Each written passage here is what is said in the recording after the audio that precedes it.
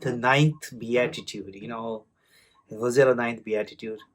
What is the ninth beatitude? You have heard the eight beatitudes, and Jesus spoke about the eight beatitudes. And today you're going to learn about the ninth one. You have heard about them. If you want to know more about these eight beatitudes in depth, look at the link that I have put it in the description below. But let's have a quick recall about these eight beatitudes. Blessed are the poor in spirit, for theirs is the kingdom of God. Blessed are those who mourn, for they shall be comforted. Blessed are the meek, for they shall inherit the earth. Blessed are those who hunger and thirst for righteousness, for they shall be filled. Blessed are the merciful, for they shall obtain mercy. Blessed are the pure in heart, for they shall see God. Blessed are the peacemakers, for they shall be called the children of God. Blessed are they who are persecuted for righteousness' sake, for theirs is the kingdom of heaven. And what is the ninth beatitude? Yes, I will share it in a bit. Jesus talks about it in on many occasions. But the ninth beatitude was uttered with great clarity before Jesus was born. So, what is the story when this great beatitude was uttered? After meeting with the angel Gabriel, Mary learned that she was going to be the mother of the Son of God. Now, Mary also heard about Elizabeth's miraculous pregnancy. So, Mary hurries to visit her relative Elizabeth in a hill country.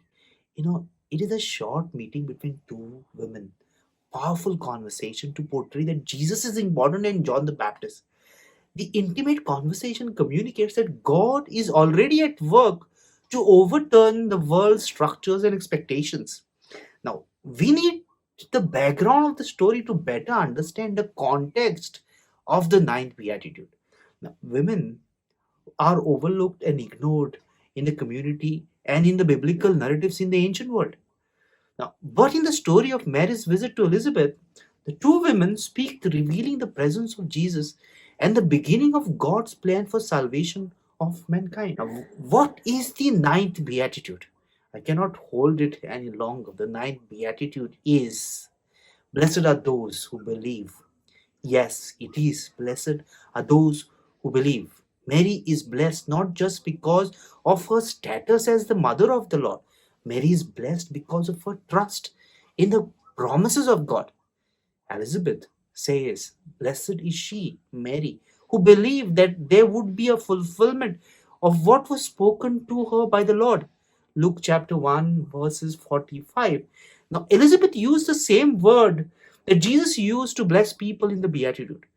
Mary is blessed because, despite her negative social expectation, her social status is reversed. She is honored rather than shamed for bearing a child. Now, in the ancient world, a young, unmarried, pregnant woman was a shame and scandal. Mary trusted in the promises of God, and things took a happy turn. Beatitude is about joy.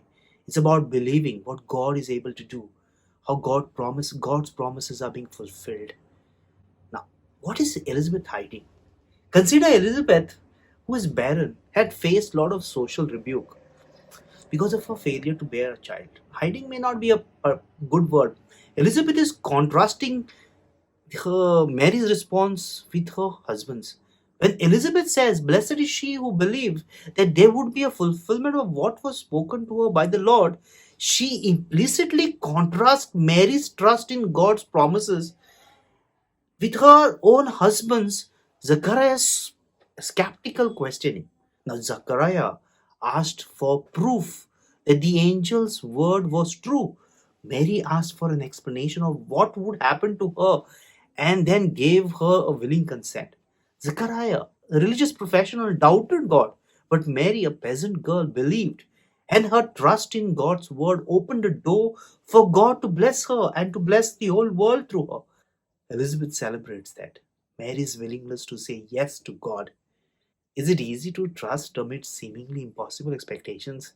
Now, that's the question that you are asking.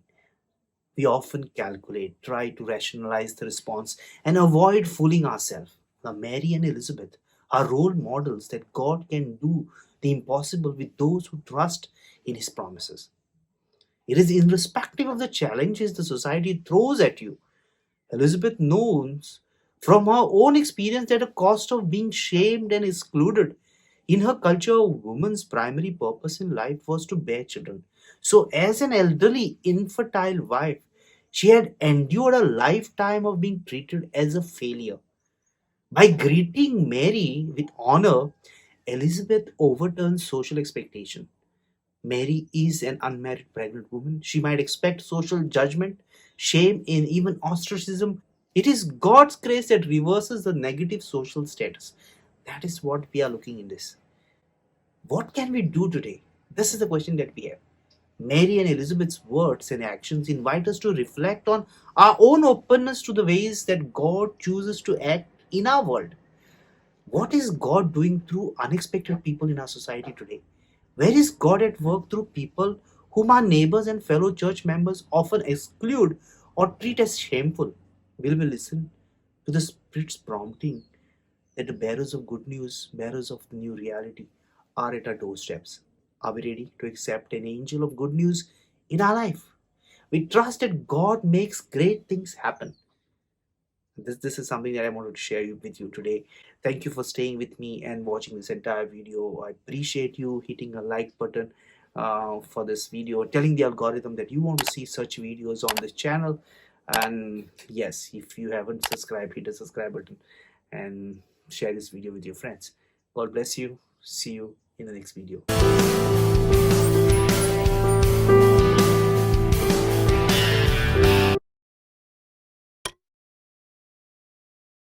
Now, what is the 9th Beatitude?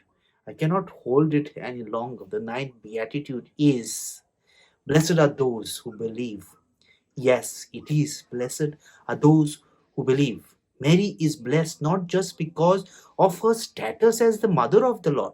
Mary is blessed because of her trust in the promises of God.